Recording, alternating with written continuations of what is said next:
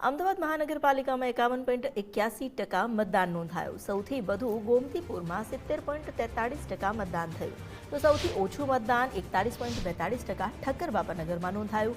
ગોતા વોર્ડમાં 44.90%, ચાંદલોડિયામાં 44.75% મતદાન થયું, ચાંદખેડામાં 47.98% મતદાન નોંધાયું, સાબરમતીમાં 50.38%, રાણીપમાં 46.20%, વાડજમાં 46.22%, ઘાટલોડિયામાં 49.78%, થલતેજમાં 46.65%, નારણપુરામાં 46.36%, સ્ટેડિયમ વોર્ડમાં 43.69%, સરદારનગરમાં 43.48%, નરોડામાં 42.45%, સેજપુર બોઘામાં 48.2%, કુબેરનગરમાં 50.30%, અસારવામાં 54.9%, શાહીબાગમાં 50.3% મતદાન નોંધાયું। વધુ જાણકારી મેળવીએ સંવાદદાતા રાહુલ ત્રિવેદી પાસેથી। રાહુલ, અમદાવાદ મહાનગરપાલિકા માટે પણ જે દીઠ ઇલેક્શન થયું, મતદાન કરવામાં આવ્યું અને ટકાવારી જે સામે આવી છે, શું વધુ વિગતો?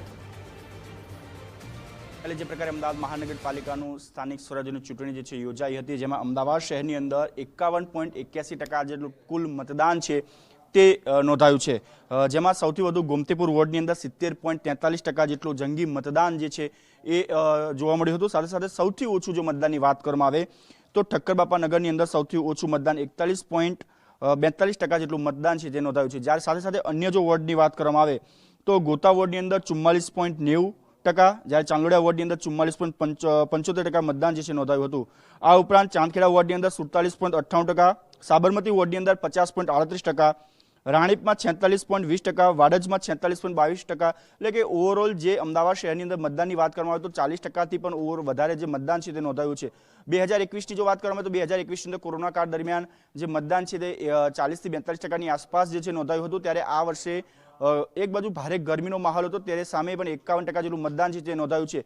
પરંતુ જે સૌથી મહત્વની બાબત જે સામે આવી હતી કે ઓવરઓલ જે મતદાન છે તેની અંદર લઘુમતી સમાજના જે વિસ્તારો આવે છે, જેમાં જમાલપુર હોય, ખાડિયા હોય, ગોમતીપુર, મક્તમપુરા, દાણીલીમડા, સાથે સાથે રાણીપની જે બકરામંડી જે આખું બૂથ છે એ તમામ જગ્યાએ છે જે જંગી મતદાન છે એ તમામ જગ્યાએ 50%ની આસપાસ જેટલું મતદાન છે તે નોંધાયેલું જોવા મળ્યું છે। એટલે કે આ જે સમગ્ર જે મતદાનની પ્રક્રિયાની વાત કરવામાં તો વહેલી સવારે 7 વાગ્યાથી સાંજે 6 વાગ્યા સુધી જે મતદાનની શરૂઆત થઈ હતી। શરૂઆતમાં બપોરના સુધીમાં જે મતદાન છે ખૂબ ધીમું, એટલે કે 10%ની આસપાસ જે મતદાન નોંધાયું હતું, પરંતુ બપોરે જે અમુક જે મતદાન મથકો છે, જે લઘુમતી સમાજની વાત કરી, ત્યાં લાંબી કતારો જોવા મળી હતી, પણ સાંજે મતદાનમાં થોડું ઘસારો થતા અંદાજિત જે મતદાન છે એ જે ફાઇનલ આંકડો જે આપવામાં આવ્યો છે 51% જેટલું મતદાન અમદાવાદ મહાનગરપાલિકાને નોંધાયું છે। અને આવતીકાલે એટલે કે 28 તારીખે ગુજરાત કોલેજ અને એલડી એન્જિનિયરિંગ કોલેજ ખાતે આજે તમામ જે મતદાન ગણતરી છે તે હાથ ધરવામાં આવશે અને સાંજ સુધીમાં સમગ્ર ચિત્ર જે છે સ્પષ્ટ થશે કે અમદાવાદ મહાનગરપાલિકાની સત્તા છે એ કોના ફાળે જાય છે। જી